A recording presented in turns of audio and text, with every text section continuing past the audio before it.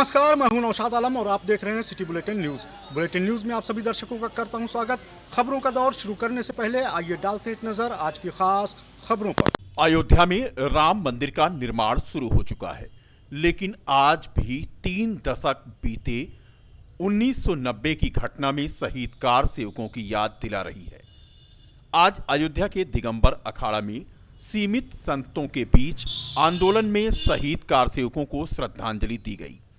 30 अक्टूबर व 2 नवंबर के दिन अयोध्या पहुंचे बड़ी संख्या में कार सेवकों ने भगवान श्री राम के मंदिर को आजादी दिलाने के लिए विवादित ढांचे पर चढ़कर भगवा ध्वज फहराया था, जिसके बाद वर्तमान की मुलायम सिंह यादव की सरकार ने अयोध्या में गोली चलवाने का आदेश दिया, जिसमें लगभग तमाम कार सेवकों को गोली मारी गई।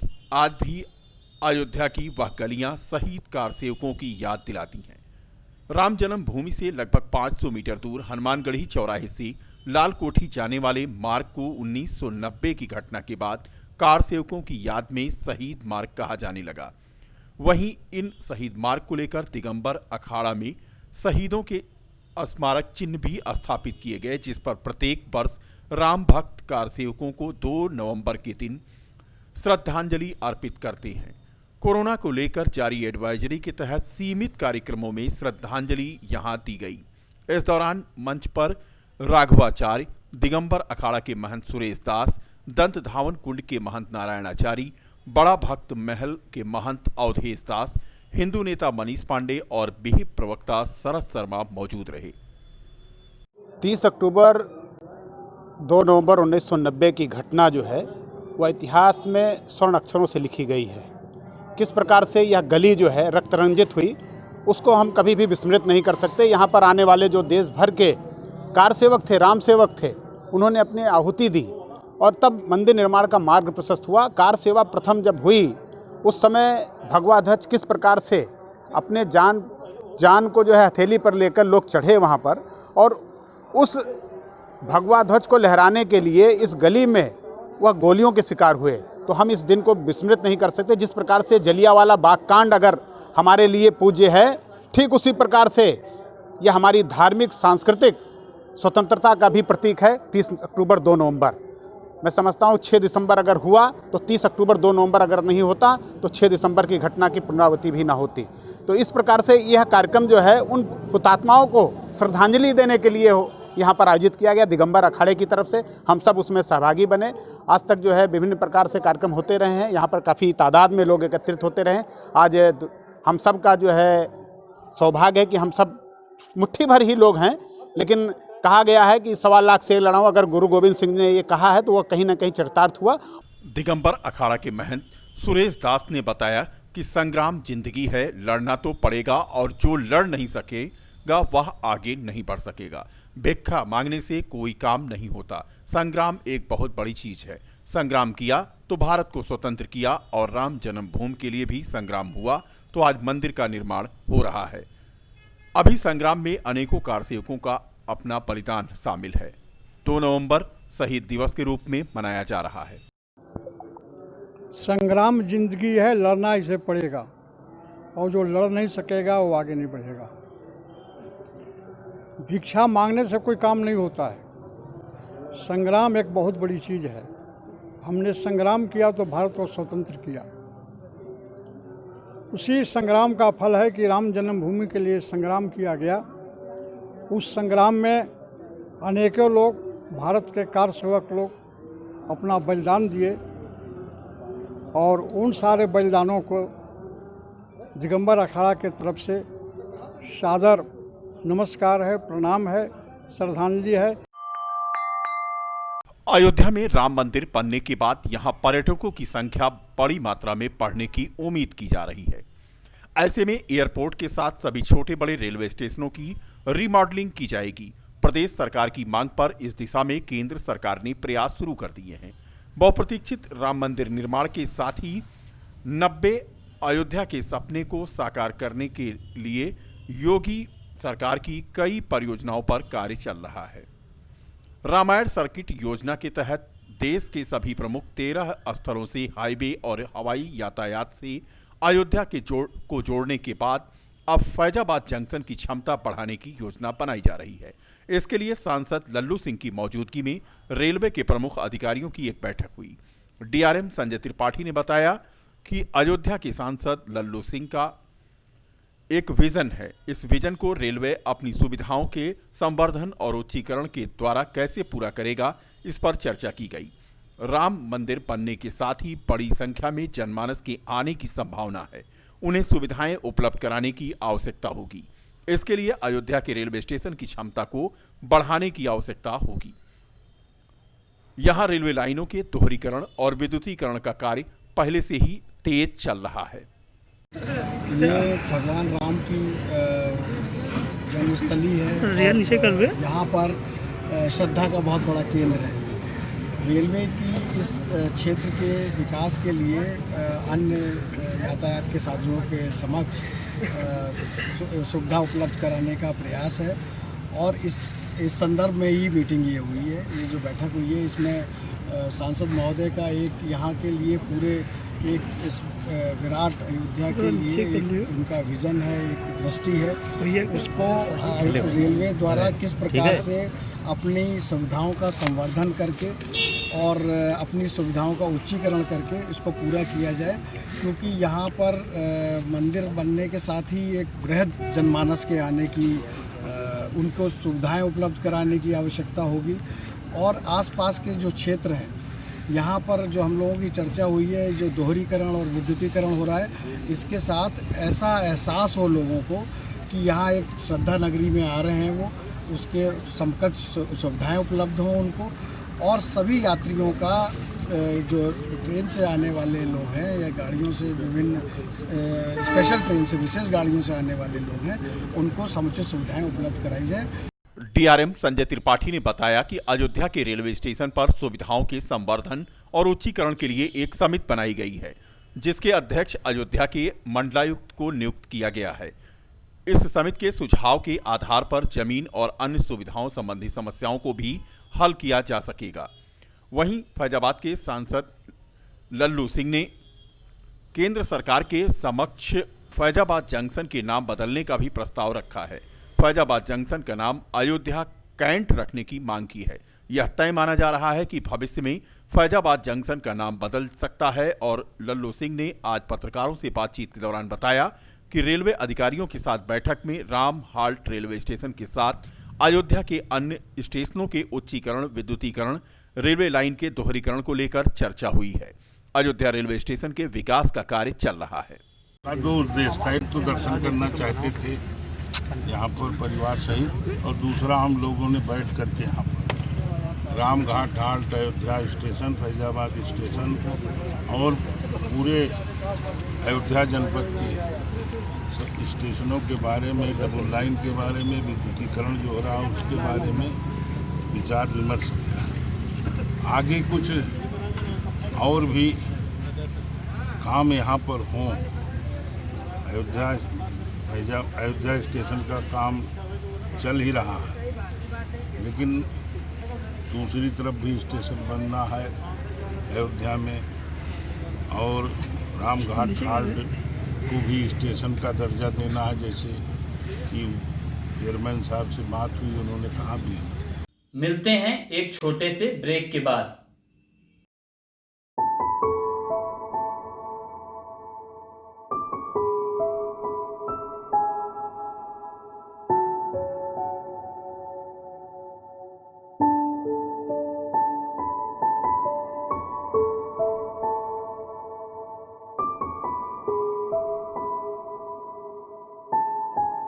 सोमवार की भोर में शौच के लिए बाहर निकली 19 वर्षीय युवती के साथ छेड़खानी की घटना के 24 घंटे के भीतर ही बीकापुर पुलिस ने आरोपी सचिन को गिरफ्तार कर लिया है।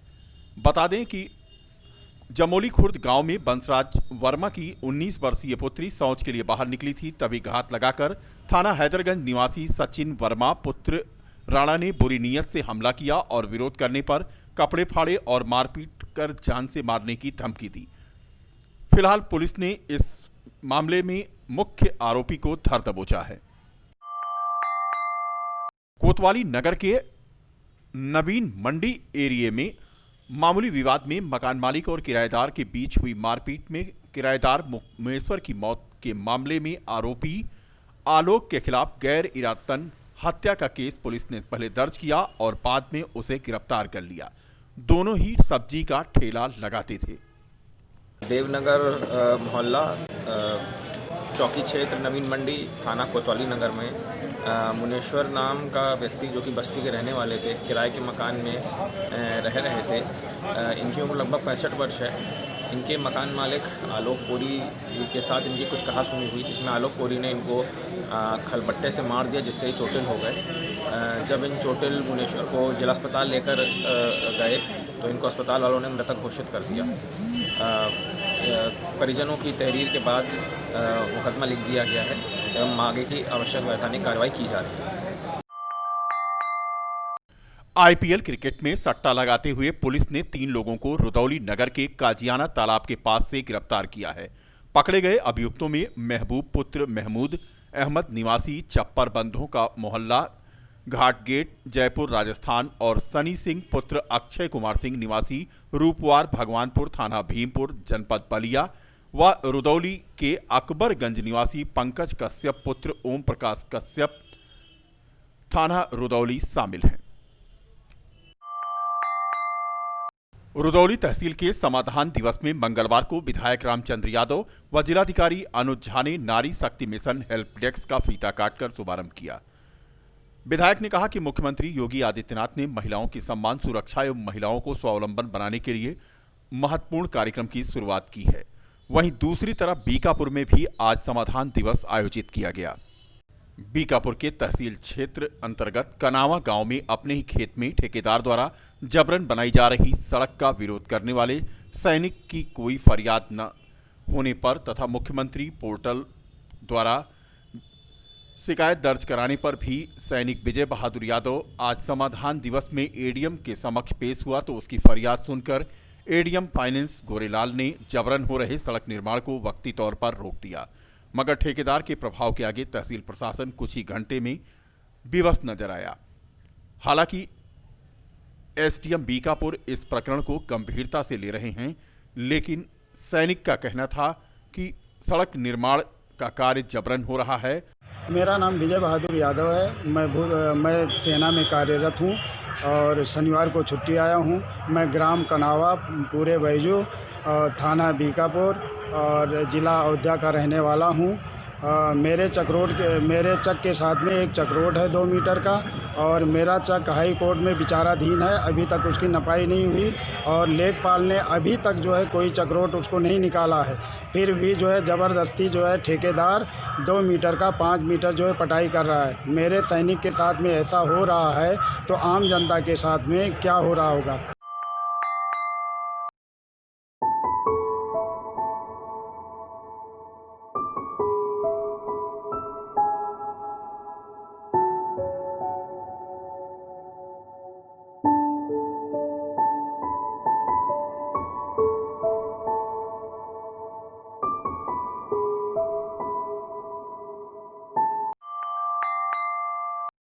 मथुरा के नंदगांव के नंद बाबा मंदिर में अल्पसंख्यक युवकों के द्वारा नमाज पढ़े जाने पर अयोध्या के संतों में आक्रोश है, जिसको लेकर संतों ने केंद्र और प्रदेश सरकार से कठोर कार्रवाई की मांग की है।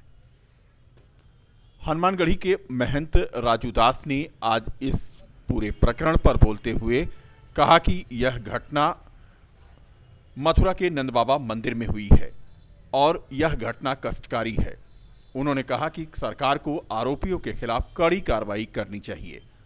उन्होंने धर्मगुरुओं से आह्वान किया कि जिस तरह से लव जिहाद का कुचक्र रचा जा रहा है। मथुरा में भगवान की जन्मभूमि पे जिस प्रकार 2 मुस्लिम युवक के द्वारा नमाज पढ़ा गया, दुर्भाग्यपूर्ण है। उससे भी ज्यादा तकलीफ की बात है उसके साथ 2 हिंदू युवक हैं। हमारी मांग है उत्तर प्रदेश सरकार से कि इन चारों के खिलाफ सख्त से सख्त कार्रवाई हो।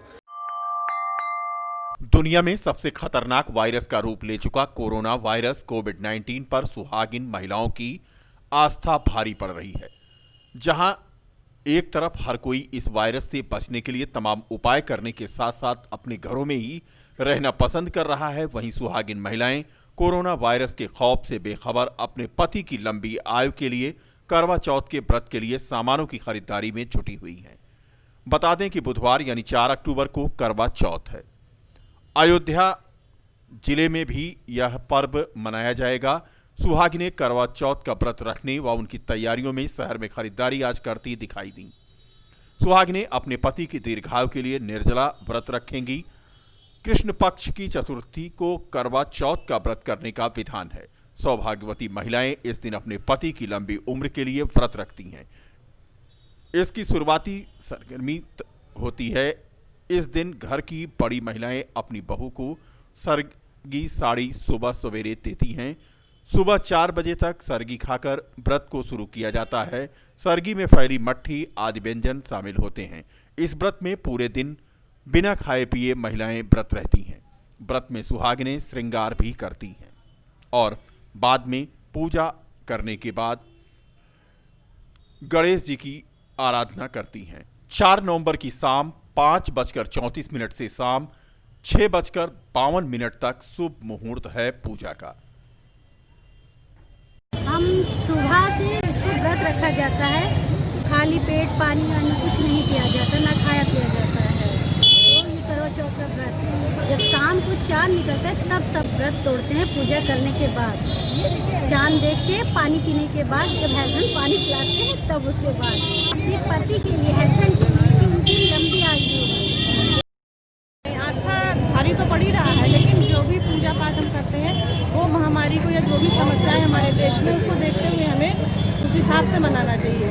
जैसे बहुत बार भीड़ भाड़ वाली जगह पे जा रहे हैं तो मास्क का उपयोग करें, सैनिटाइजर का उपयोग करें, और लेकिन पूजा पाठ में तो कभी भी नहीं रहने देना चाहते हैं, क्योंकि साल में एक बार आने वाला त्यौहार है। पति की दीर्घायु के लिए सभी सुहागिन स्त्रियाँ करती हैं। हमें निर्जल व्रत होता है। सुबह सरगी का वो होता है, पर्व होता है, सुबह सरगी होती है। उसमें महिलाएं कुछ न कुछ मीठा खाकर या जो भी जिसके यहाँ जैसे परिवार में जैसा होता है उस हिसाब से महिलाएं खाती हैं और दिन भर बिना पानी के व्रत रखती हैं। और शाम को जब चंद्रमा दिखाई देता है तो उगते हुए चांद को देखकर अर्घ देती हैं और आरती करती हैं और पति की लंबी आयु के लिए व्रत तोड़ती हैं। जब घर सुरक्षित हो तभी सुंदर घर का सपना साकार होता है और घर में यंत्र और विद्युत प्रवाह की तकनीकी ज्ञान जरूरी है। संजय पांडे इलेक्ट्रिक हाउस बीकापुर का उद्घाटन इन्हीं नियमों की पूर्ति के लिए आज खोला गया।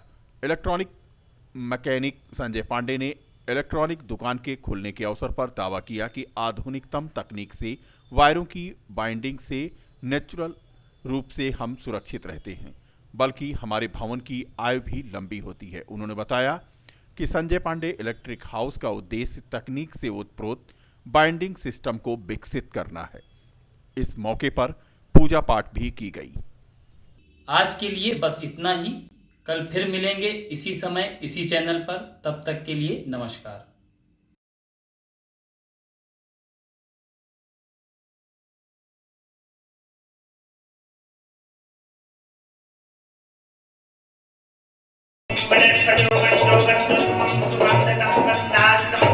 समर्पयामि भैया।